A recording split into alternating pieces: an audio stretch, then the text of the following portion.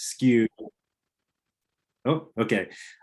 People who live in apartments who generally skew lower with incomes are really underserved by EV charging, which is bad for a lot of reasons. One of them being that EV charging saves you a lot of money. So folks who live in apartments are losing this opportunity to save a lot of money through electrifying their vehicles. And so it's a huge problem, and one that we're trying to solve here by providing lots and lots of charging to existing multifamily apartments right now. And so the way we're doing that is by designing charging for actual everyday needs. So when you look in San Mateo County, most people drive 25 to 35 miles per day. That's the typical daily kind of driving levels that we see. But we can even call it like 40 or 45 miles a day, just to be conservative. A traditional level 2 charger, which is how most people think of EV charging, like when you see one at a public garage or something like that, and you're plugging into like a charge point station, that's called level 2 charging. That means that if you were to install one of these or lots of these at a multifamily parking garage, that car would be charging for an hour or maybe 2 hours and then just sit there overnight with a plug coming out of it, not charging. So that shows that level 2 charging is really overbuilt for everyday needs. And so this is bolstered by an analysis that we did where we looked at commute patterns in Santa Clara, San Mateo, and Fresno counties and found that 1.65 kilowatts, basically a level 1 plugging into the wall charge, meets the needs of 94% of drivers. And when we increase the power to 2.2 kilowatts, which is a very low level 2 charge, that's 98, 99% of needs. So that's what we're focusing on. And another data point here, half of drivers right now use level 1. This is not like a rare thing. Like most drivers plug their car in, maybe folks who have EVs here, you plug your car in, it didn't cost you anything to install a charger. And so that's a really good solution. And so that's what we're focused on for multifamily housing, is a lot of level 1, which we define as a dedicated 20 amp circuit. And again, these are retrofit projects. So we're paying to put in the conduit panels and all this stuff. And then power managed level 2 that can go as low as 1.9 kilowatts overnight. And the goal here is by doing power management and providing these levels of power, we can provide 100% access. We can go in, we can avoid a huge transformer being put in and doing these incrementalism, a few chargers here, or maybe an apartment puts in one charger and then they've gone green and they don't need to do it anymore. We're trying to get charging access to everyone. And this is our way that we think we can do it. Okay, so here's an example. We do have our EV Ready program too, which I want to talk about. So that's a $28 million program that's live right now.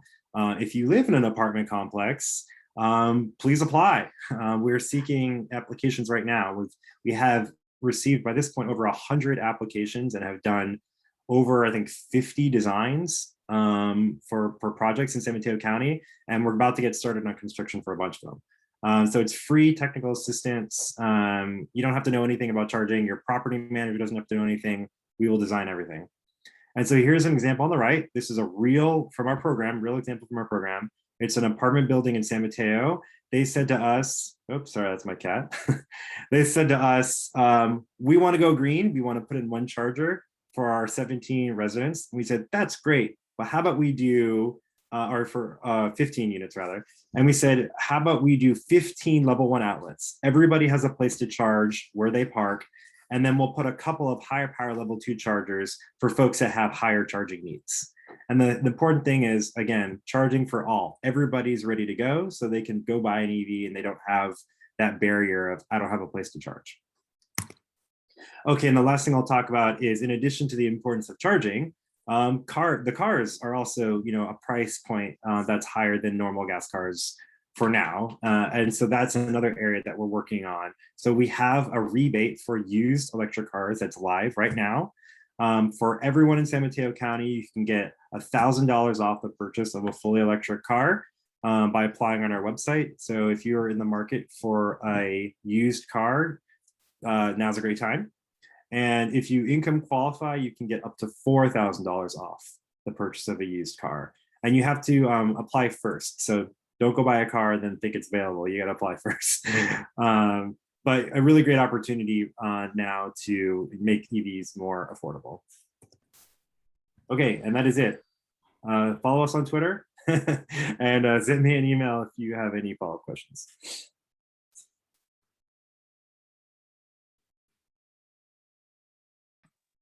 Wonderful. That was great information. Thank you so much, Philip. And now we're going to next hear from our second speaker, Amelie Besson. She's a design and construction sustainability manager with MidPen Housing. So she's actually helping get the apartments built.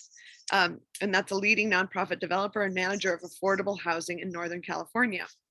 She works on building guidelines with a focus on green building and energy efficiency, and helps development teams and other departments to further sustainability and resiliency, both in new construction and existing residences. Amelie is a green building certified professional and a member of USGBC and the Building Decarbonization Coalition.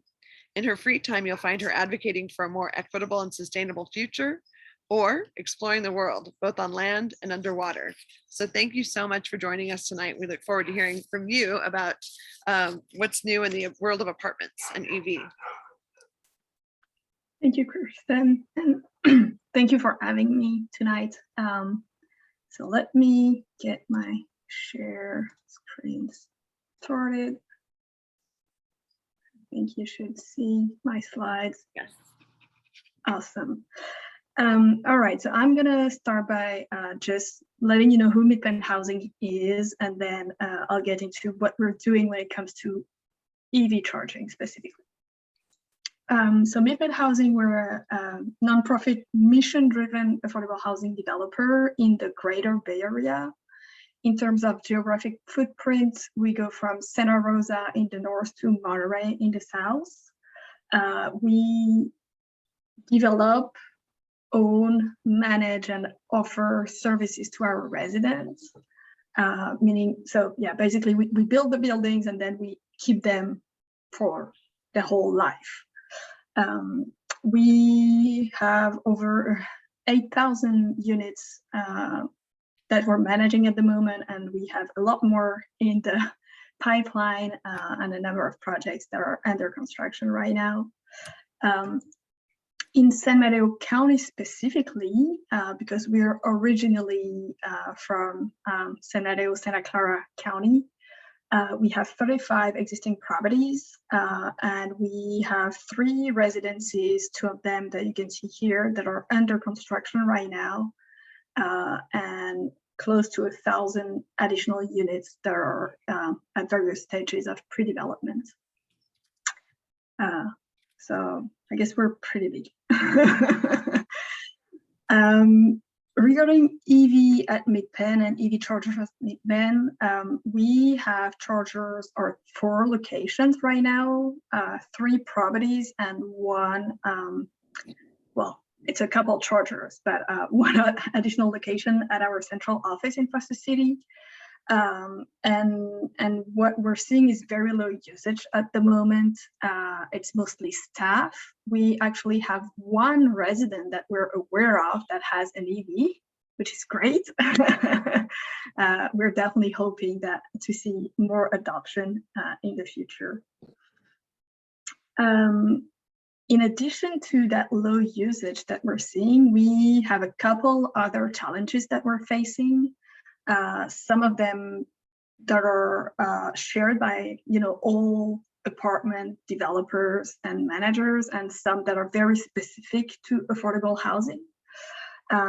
So one of the challenges that is shared between all multifamily apartment building developers is our consultants and contractors education, or lack thereof, of education around EV charging, and those difference between level 1, level 2, the load management systems, etc., etc. And so what happened is that they tend to give us a very expensive bill to get our apartments building EV ready at a minimum, or even having the chargers. That also leads to some increased transformer sizing and other technicalities that are not good.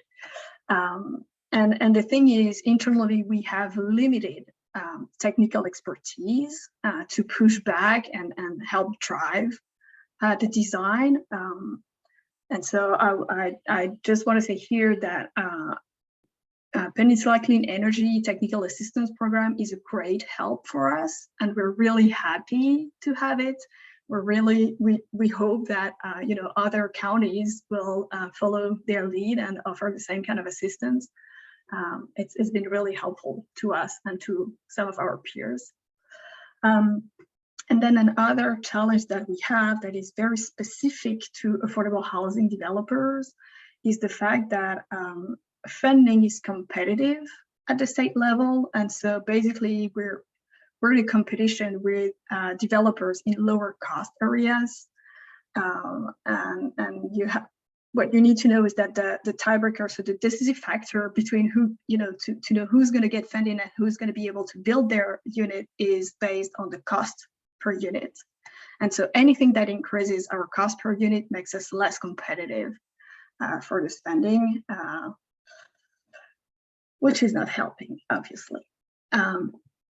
With that being said, we still find ways to, at least make our apartment building EV ready and even sometime add the chargers themselves. The way we do that is for pre-construction, for new construction, sorry, we pre-wire. So basically we have the transformer capacity, we put in all the wiring, we have the outlet, and then it's just, we don't put the chargers themselves. We do install chargers if we have to, or if we elect to do so for some funding sources or because some local jurisdictions wants us to. And then, yes, we use technical assistance wherever it is available. Once again, thank you, PCE, for a very well thought program. I know there's been a very thoughtful outreach, when PC was designing their program to make sure that it was useful and usable by affordable housing developer, and it's working great. And then the other thing is for our existing properties, what we're doing is that we're monitoring the rebate programs and also EV adoption trends. What we're hoping to see is that with the secondhand market developing, we're hoping that more of our residents will be able to afford EVs, because right now for our residents, really the cost is a big barrier to, like just the entry cost of buying an EV is a barrier. And then again, if we see, that there is adoption, then use ad hoc technical assistance and installation for chargers, basically adding them if we see that there is a need. That's all I have in terms of slides. I guess if there's any question, we can take them. Yeah, thank you so much, Emily. That was really important information to know, because so many people do live in apartment buildings and need access to this. So it's great to hear what you're doing. I know when I was in City Council in Menlo Park, we did some really wonderful projects with Mid-Peninsula Housing, and I really appreciate your work. I think we'll ask a couple of questions of each of you before we go into our breakout rooms. And Amelie, in one of your slides, you mentioned that you don't install. I think it's great that you're pre-wiring because that makes sense. And then you said you'll install chargers if the ordinance requires, and that must be a city ordinance. Is that right? Yes, because right now the building code does not require the chargers themselves. And which cities are requiring it, out of curiosity? I don't have the full list at the top of my head. I believe Menlo Park does, in San Mateo County. The city of San Jose also does require some EV chargers to be installed. Okay, interesting. And there's 12 agencies in San Mateo County have passed local reach codes. And that's it. if anyone is from those cities, thank you for for helping to do that. It's a big effort. Yeah. And those were the model reach codes that Peninsula Clean Energy came up with are 25% of spaces get level 2 EV ready, like a level 2 outlet, and then the rest 75% get a level 1 outlet. And that or a flavor of that have been adopted at 12 agencies. And now that CalGreen is doing its update for the next cycle, we're looking at what the next reach code cycle will be. So that will come up in the next year again. Okay, well, that's good to know. So it sounds like 12 of the 20 cities already are requiring that. But then, of course, I understand Emily talking about how it does make it more expensive, but it sounds like they can maybe go to PCE to help offset that cost. Is that right, Philip? Yes. Okay. Absolutely. But the cost of wiring is very small compared to the cost of doing like a retrofit later. But for affordable housing in particular, we give really generous incentives, including new construction. So, and that makes so much sense of why MidPen is pre-wiring for it. And Philip, just to ask you a couple questions as well. A real quick one. Do you plan on providing a rebate for new cars at any time in the future? Or will it just be with for used? We did that in the past. So we did a new vehicle rebate for 2 years, I believe, and decided our rebates. We decided to focus our rebates more on the used vehicle market. So it's unlikely that we will do new vehicle rebates again. That's just to make it more affordable for exactly. The costs are coming down, and we wanted to bolster the used EV market from an equity lens. That makes sense.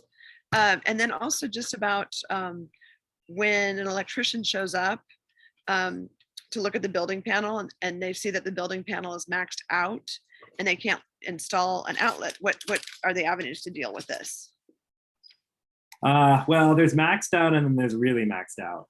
I mean, if you have a little bit of room, like if you have 40 amps, they may say, if they don't know about power management, they may say you only have room for 1 outlet, but we think you can actually put 4 outlets or 4 chargers on that outlet or on that breaker. So it may not actually be maxed out, but if it's really maxed out, like really maxed out, then that's where you need to do a service upgrade with PG&E. So that's where they're going to drop in more power to your site. And that's where costs can get pretty high. Although the state right now is considering policy. In the next couple of weeks, we're going to get a decision on this about those costs being shared as opposed to being totally the responsibility of the site for EV charging. The what? For EV charging. So if depending on how the CPUC rules, it may be possible that a site does not have to bear 100% of those costs. So it'll make it easier for you to do those service upgrades. Okay, great. Thanks. And Emily, just one more question for you before we go into our breakouts. Did you mention that there seems to be sort of low interest right now to install these at the apartments or not? So speaking about the population that we are serving, Right. Which again is a very specific subset, I want to say, of apartment. Yes, right now we have very low adoption. Just to give people an idea, and I should have looked at the numbers exactly before, but when we're saying affordable housing development, so it's the population that we're serving are people that are making below a certain amount of money. We're talking, folks that make somewhere between $0 per month. Well, maybe not zero, but that are on Social Security, basically. Fixed income. Fixed income up to somewhere around 80,000 for a family of 4. Yes, these are people that are on a very limited budget, and so when they buy a car, they don't buy a new car, they buy second, third, fourth hand car, and we're not there yet with EVs. So Okay, no, that's great. That's why we're having this discussion, and it's great to hear about Peninsula Clean Energy offering these rebates.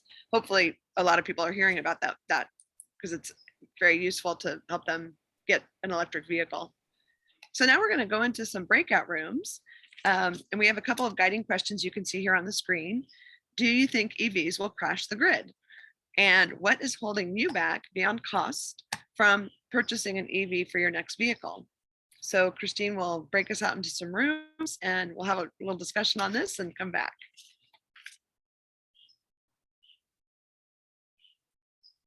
Okay, so just give me 1 sec here.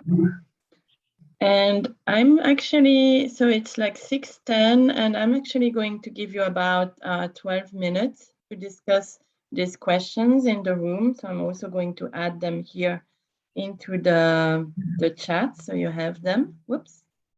And then I'll bring you back, and then we'll just do like a quick debrief. We can ask some more questions to our wonderful speakers. I learned a ton. Thank you, Philip and Amélie. And then we'll just wrap it up. So I think with that, let me just open the rooms. All right, you have a great discussion.